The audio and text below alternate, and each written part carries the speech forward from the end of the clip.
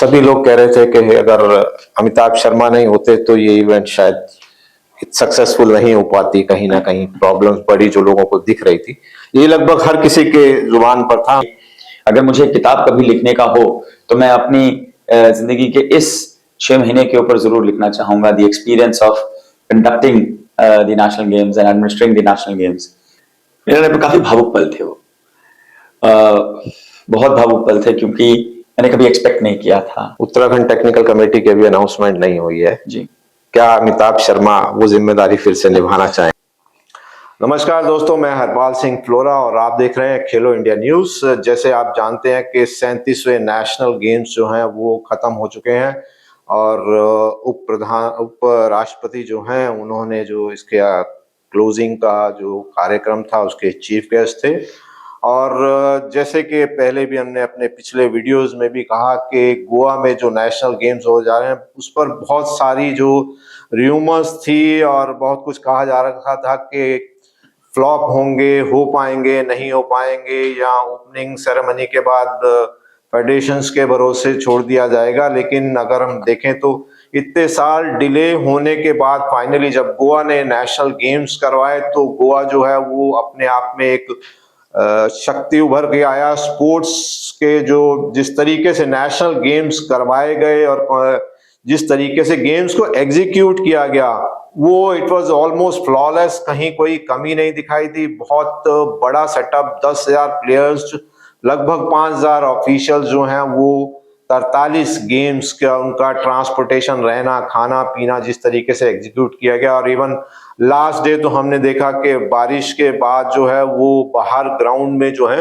वहां पर पानी भर गया था और जिस तेजी के साथ उसको हैंडल किया गया और पानी वहां पे निकाला गया वो चीजें जो हैं वो देखने लायक थी। तो जिन लोगों का एक डाउट था कि नेशनल गेम्स जो हैं गोवा कभी करवा नहीं पाएगा, वो उन लोगों को जो है वो गोवा ने जवाब दिया है और बहुत अच्छे तरीके से नेशनल गेम्स जो हैं बड़े सक्सेसफुली हुए हैं।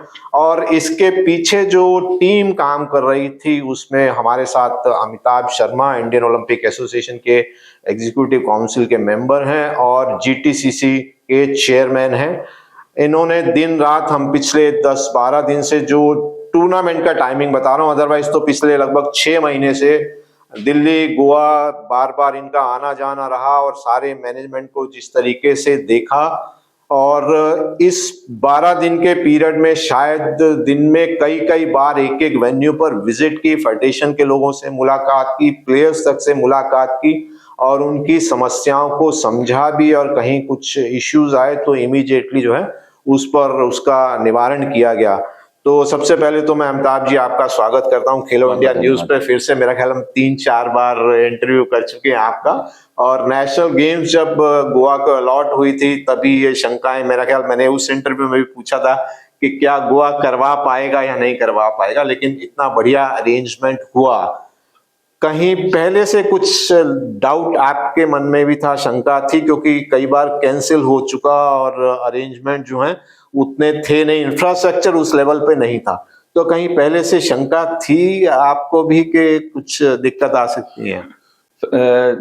सबसे पहले तो आपका बहुत बहुत धन्यवाद मुझे अपने इस शो पे आमंत्रित करने के लिए।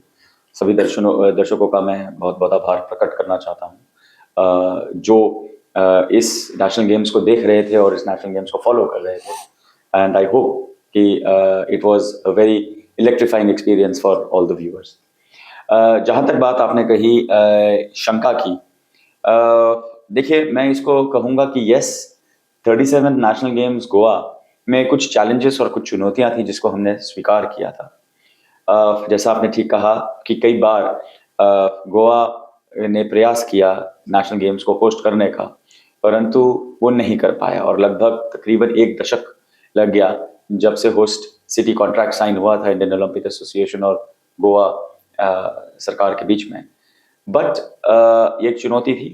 और जब सर्वप्रथम मुझे याद है कि जब मैं मार्च के महीने में गोवा आया था सबसे पहले रेकी करने के लिए, तो ये जरूर था कि क्या गोवा करवा पाएगा कि नहीं करवा पाएगा, ये सवाल की बजाय हम इस दृष्टिकोण से देख रहे थे कि गोवा में ये होना है।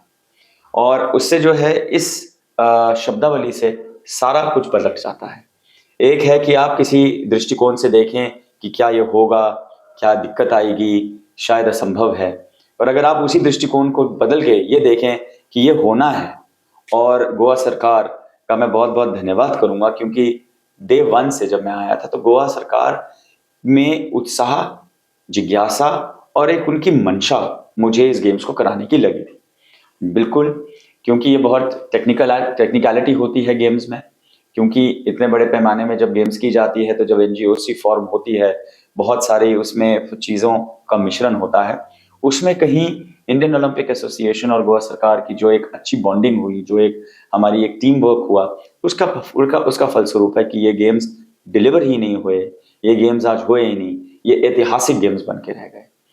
आप भी प्रोफेशन से इंजीनियर हैं, गोविंद गावड़े जी भी प्रोफेशन से इंजीनियर, तो क्या दो इंजीनियर्स मिलके इसको सक्सेसफुल करने में कामयाब? ये संजोग वर्ष है कि बिल्कुल वो इंजीनियर हैं और मैं भी इंजीनियरिंग बैकग्राउंड से हूँ, तो एक कहीं ना कहीं केमिस्ट्री है, आप ये कह सकते हैं। जरूरी नहीं है कि शायद इसमें इंजीनियरिंग का कोई पॉइंट ऑफ व्यू रहा होगा, that is not the point. I think administrative skills का ज़्यादा इसमें काम रहता है, but yes, chemistry matched and administrative skills जो यहाँ की सेक्रेटरी स्पोर्ट्स ने दिखाई, जो यहाँ की ईडी ने दिखाई, श्वेतिका सचान जो एक आईएएस अधिकारी हैं, और जीसीएस ऑफिसर गीता नावेंकर, हमारा जो एक टोटल एक आई वुड से जो वर्किंग रिलेशनशिप रहा है वो बहुत अच्छा रहा है, बहुत हेल्दी रहा है, और कभी हम और आप नहीं था, मैं और आप नहीं था, आईओए और गवर्नमेंट ऑफ गोवा नहीं था,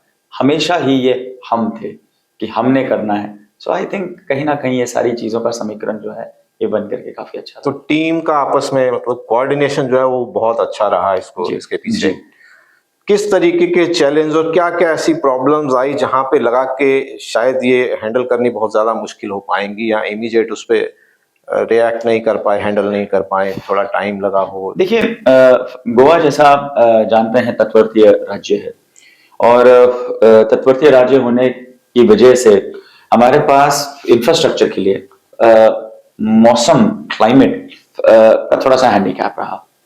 बरसात गोवा की काफ़ी फेमस है, बहुत बारिश होती है यहाँ पे, और बारिश आती भी जल्दी है। सो लगभग जून, जब बाकी सारा भारतवर्ष काफ़ी गर्मी की लहर होती है, गोवा में बारिश का आगमन हो जाता है।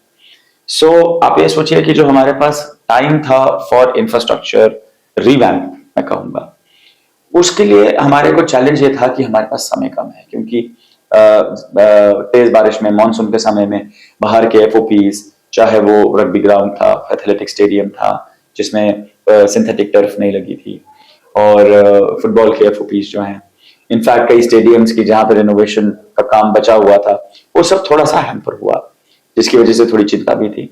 मेरे ख्याल से ये हिस्ट्री में अब तक की सबसे बड़ी इवेंट थी। इतनी गेम्स कभी 43 गेम्स हुई नहीं, लेकिन जब गोवा पे डाउट था कि इतने टाइम से डिले होता आ रहा है, उसके बाद इतनी गेम्स ऐड करके कहीं रिस्क नहीं लिया आप लोगों ने? देखिए, रिस्क एक कंसिडरेट रिस्क जब आप एक इवैल्यूएटेड रिस्क लेते हैं तो उस रिस्क की परिभाषा बदल जाती है। It was a conscious decision, it was a considerate view to add more sports. हमारे 34 खेल हैं जो अनिवार्य हैं, जो हमारे हाई प्रायोरिटी स्पोर्ट्स हैं, और हमारा जो गेम्स मैन्युअल है, नेशनल गेम्स मैन्युअल रेगुलर, उसमें वो शुमार हैं। उसके अलावा 2 डेमो स्पोर्ट्स और एडिशनल स्पोर्ट्स को ऐड करना, आईओए और जो प्रदेश उस नेशनल गेम्स को होस्ट कर रहा है, इनके बीच की बात रहती है। Of course, my final approval of addition of sports is given by the IOA because the custodian of national games is the Indian Olympic Association. And आप जैसे जानते हैं कि ये सबसे apex है, national games is the apex games of this country. अभी पिछले कल Honorable Vice President of India ने, मामाइन ने बल्कि यहाँ तक भी बोल दिया कि this is the Indian Olympics, क्योंकि जिस लेवल और मैग्नीट्यूड का ये हुआ था।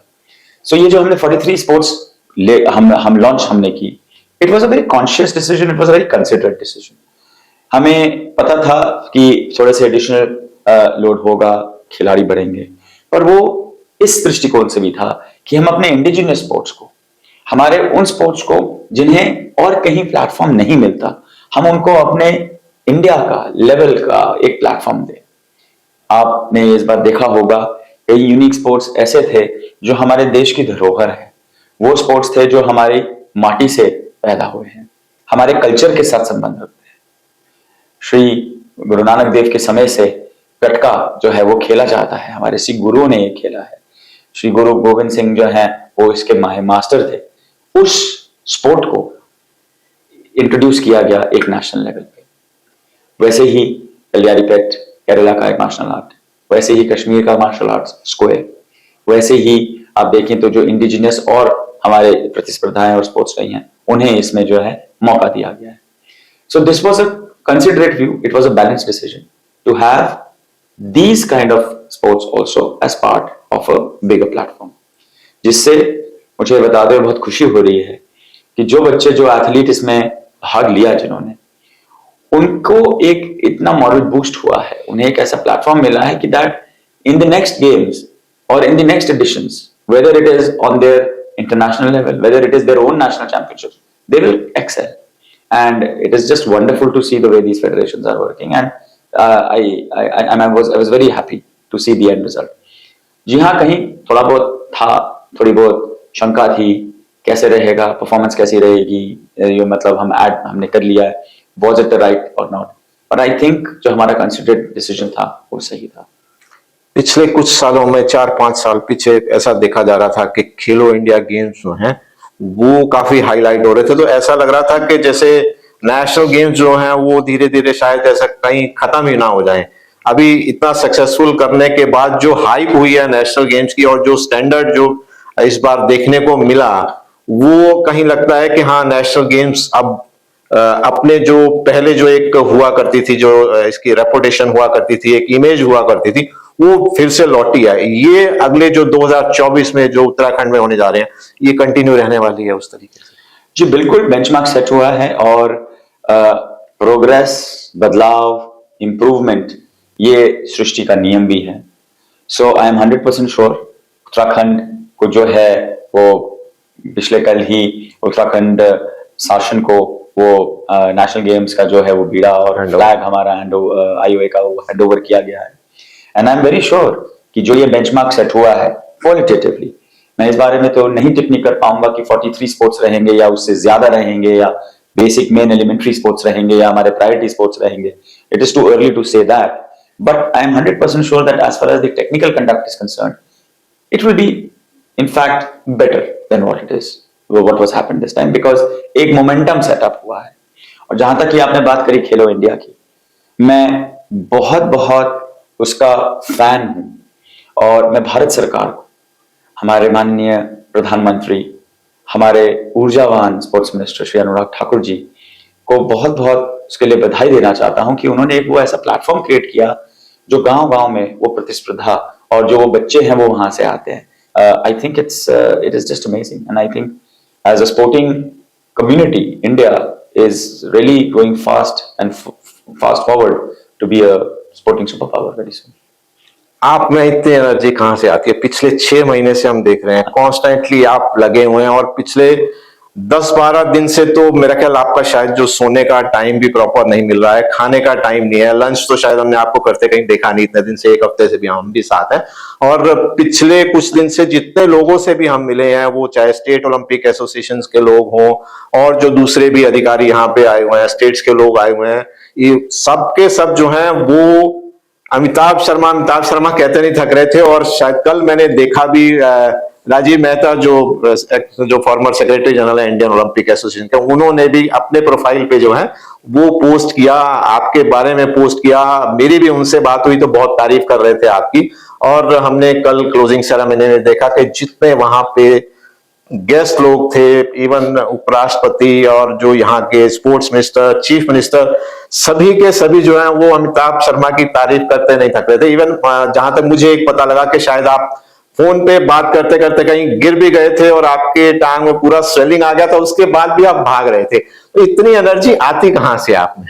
सबसे पहले तो बहुत बहुत धन्यवाद आपका, आपके इन वर्ड्स के लिए, काइंड वर्ड्स के लिए मेरे लिए। और ये जो शुभ आशीष मुझे प्राप्त हुआ है सभी बड़ों का, सभी एल्डर्स का, महाराष्ट्र गोवा शासन का, माननीय मुख्यमंत्री जी का, ऑनरेबल वाइस प्रेसिडेंट का, कहीं ना कहीं ये एक एनर्जी का ही सोर्स है। और जितने भी हमारे सीनियर्स खेल जगत के हैं, जितने भी मेरे सीनियर एडमिनिस्ट्रेटर्स हैं, आपने नाम लिया राजीव मेहता जी का, इनफैक्ट और भी जो बहुत हमारे सीनियर एडमिनिस्ट्रेटर्स हैं, उन सब का मुझे शुभाशीष मिला। उन्होंने मुझे बधाई भी दी। And I am really thankful to all the NSFs जिन्होंने इसमें पार्टिसिपेट किया। I am thankful to all the director of competitions. I am grateful to all the state Olympic associations, their CDMs, the president and secretaries, जिनका मुझे भरपूर जो है support मिला। ये सफर जो है बहुत ही कठिनाइयों वाला सफर था, क्योंकि जब इसकी हम एक सिर्फ रचना रच सकते हैं, पर उसमें जो परफॉर्मेंस है उसमें हर एक ने अपना एक किरदार निभाना है। So I would say that I was really blessed that the games went well. The government of Goa did its best to go all out.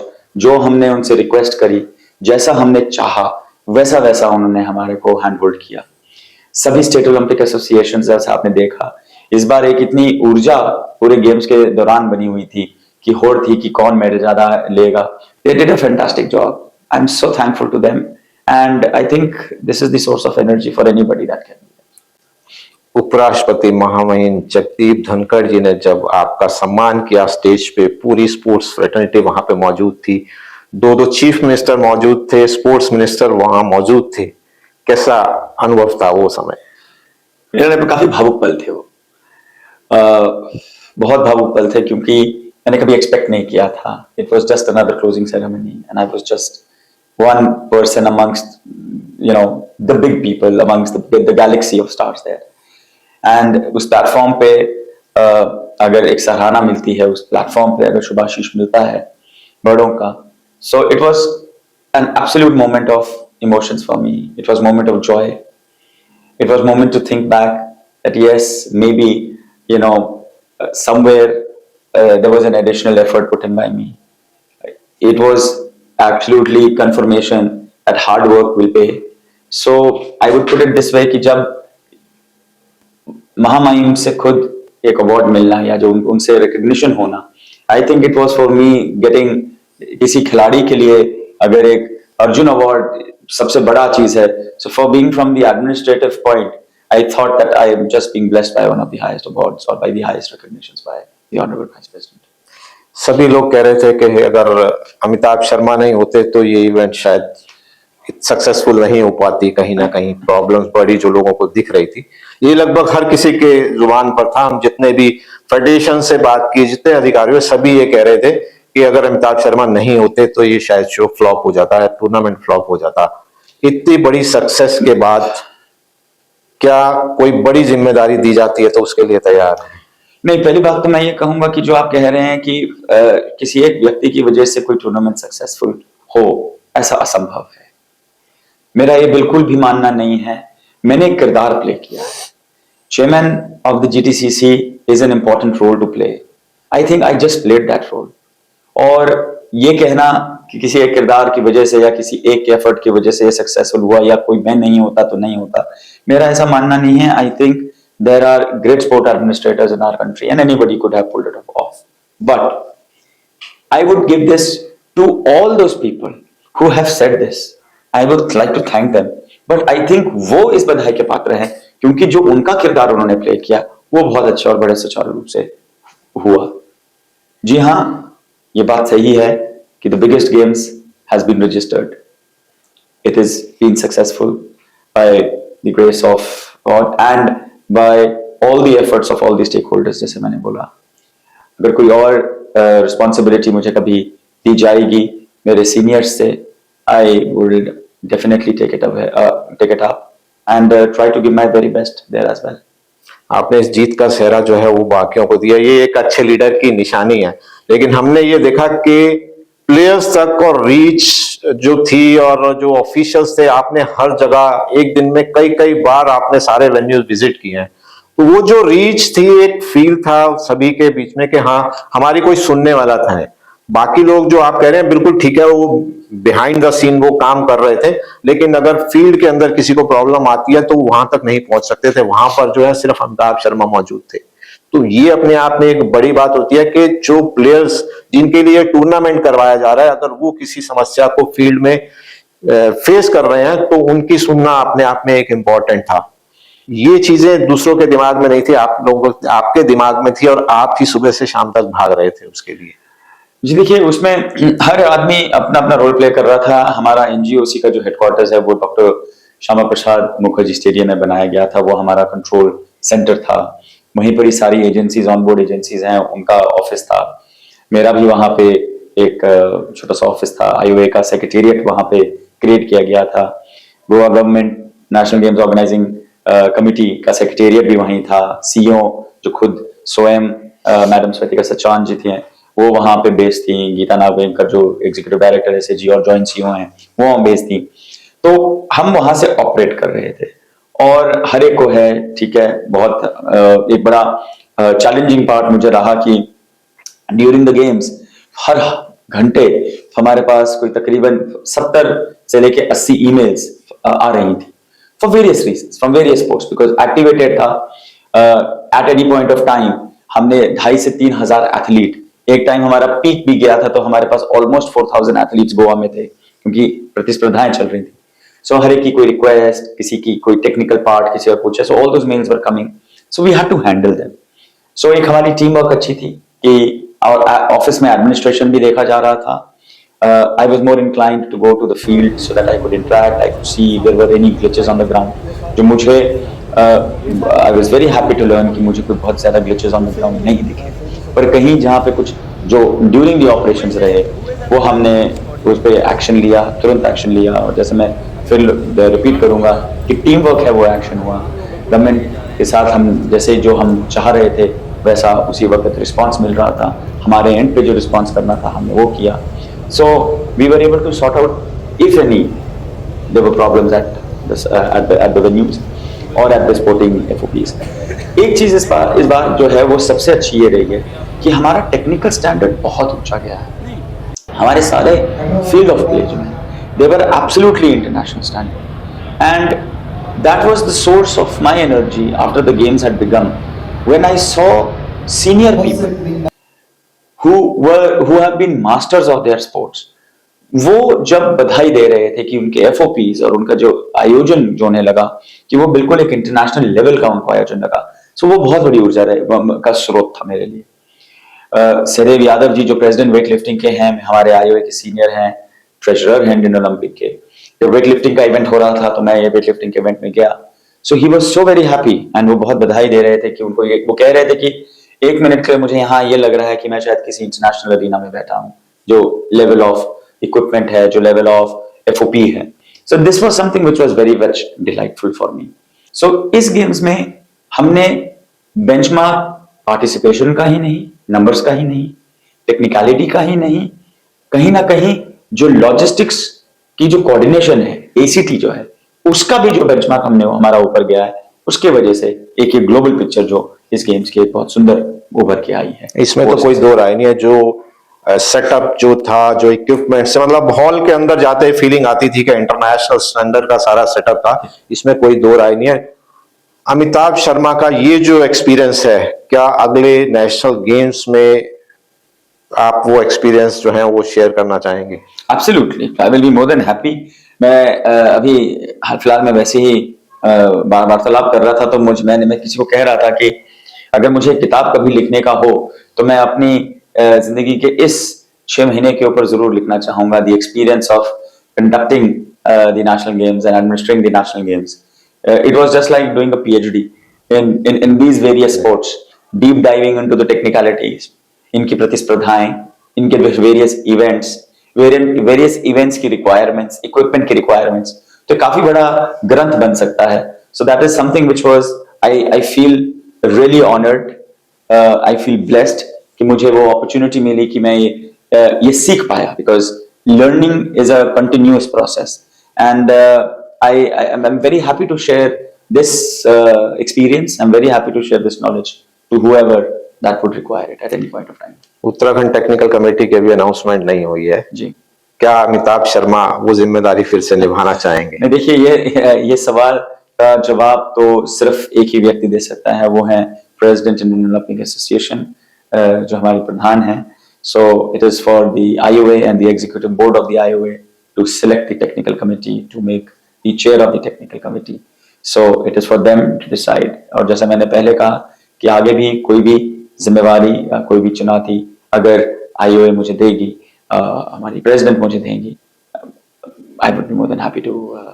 इसके पीछे एक बहुत बड़ा रीजन है, क्योंकि यहाँ का जो एक्सपीरियंस है, आप अकेले शख्स ऐसे होंगे जो शायद उस एक्सपीरियंस को अगले नेशनल गेम्स में कैरी कर पाएंगे, क्योंकि यहाँ जितने बाकी लोग हैं वो यहीं गोवा में रहने वाले हैं. आप IOA से रिस्पॉन्सिबल थे और आपने ये सारा अरेंजमेंट किया है, देखा है, इसकी जो प्रॉब्लम्स देखी है, इसके प्लस माइनस आपने सारे देखे हैं. तो अगर दोबारा जिम्मेदारी दी जाती है तो मेरा ख्याल आपके इस एक्सपीरियंस का अच्छे से फायदा उठाया जा सकता है. वेल, जैसे मैंने कहा कि जिम्मेवारी से मैं कभी कोई संचोक नहीं करूंगा, बट एक्सपीरियंस का फायदा और knowledge I would be more than happy to give any which ways, in any form. This is what I would say. चलिए, बहुत सारे बच्चों के साथ आपकी इंटरेक्शन भी हुई, हमने बहुत प्यार से सबसे आपको मिलते हुए देखा. उन बच्चों के साथ किस तरीके का एक्सपीरियंस, जो उनकी फीलिंग थी, जो खुशी चेहरों पे हम देख रहे थे आपसे इंटरेक्शन करते हुए, आपके चेहरे पे भी वो खुशी दिखाई दे रही थी, जो सक्सेस थी, वो बच्चों के साथ एक्सपीरियंस कुछ शेयर करना चाहेंगे? हमारे स्टार तो वही, they are the ones because of which everything is happening. So I would like to share that मैं हाल ही में हुए हंगजाओ में एशियन गेम्स में भी गया था. So मैं वहां पे एक स्क्वॉश का मैच देखने बैठा और फाइनल थे स्क्वॉश के, बड़ा रोमांचक मैच था, इंडिया वर्सेस पाकिस्तान, और इंडिया से हमारे यंग और हमारे स्टार अभय सिंह वो खेल रहे थे from state of Tamil Nadu, and it was a very close match, very powerful game, and last sets मतलब कभी मैच पॉइंट एक के पास, कभी दूसरे के पास, and any could have happened. Finally the young boy, he really played well, he made us proud and India won the match. So अभय जब वो खेल रहे थे तो उन्होंने अपना जो रैकेट है वो स्क्वॉश कोर्ट से बाहर फेंका as a gesture, as a खिलाड़ी, एंड वो मुझे मिला. And I carried that racket back to India. And वही अभय यहाँ पे डबल गोल्ड है, वही अभय यहाँ पे गोल्ड मेडलिस्ट है, वही नेशनल चैंपियन, नेशनल गेम्स में हुआ है. So जब उनकी प्राइज डिस्ट्रीब्यूशन हो रही थी, मेडल सेरेमनी में मुझे अपॉर्चुनिटी मिली और मुझे आमंत्रित किया गया, तो मैं मेडल सेरेमनी में गया और उन्हें मेडल पहनाते हुए मुझे बहुत ही अच्छा गर्व महसूस हो रहा था. तो जो उनका रैकेट जिससे वो जीते थे एशियन गेम्स में, वो जो मैं वापस यहाँ लाया था, तो यहाँ पे उनसे वो साइन करवाया गया था, डेट डाली और अपने सिग्नेचर्स किया. And I think I will keep it as a treasure because I wish him all the very best. I think he is our star already and he will bring more stardom to himself and make India more proud. So these are those small experiences which I have shared with athletes, with various athletes. I met the children from gymnastics. Himachal से हूँ मैं, जैसा आप सभी जानते हैं, तो हिमाचल की वुमेन टीम ने कबड्डी में गोल्ड जीता है. तो उन बच्चों के साथ मुझे मौका मिला मैच के बाद तो उनके साथ कुछ खुशी के पल बिताने का. हम केक लेकर के उनके होटल गए, तो हमने वहाँ केक काटा after the match was there, उनके साथ भोजन किया. So these were those takeaways जब आदमी थक जाता है, इतना काम जब हो रहा होता है, but these were those elements which would give you joy to spend time with your athletes, जिनके लिए ये सब रचना रची जा रही है. तो जैसे कि आपने अभी कहा कि हमारे पार्टिसिपेंट, हमारे प्लेयर्स जो हैं वही स्टार हैं, और इसी तरह अगर हम एडमिनिस्ट्रेशन की बात करें इस टूर्नामेंट को करवाने की, अमिताभ शर्मा जो है वो उनमें एक स्टार की तरह उभर के आए हैं. और आपने शायद अगर देखा हो हमारा इंटरव्यू, जो स्पोर्ट्स मिनिस्टर गोवा के हैं गोविंद गावड़े जी, उन्होंने भी बड़े क्लियर शब्दों में और बड़ा स्ट्रांगली जो है वो अप्रिशिएट किया था. और उन्होंने तो यहां तक कहा था कि Amitabh Sharma is asset for Indian Olympic association.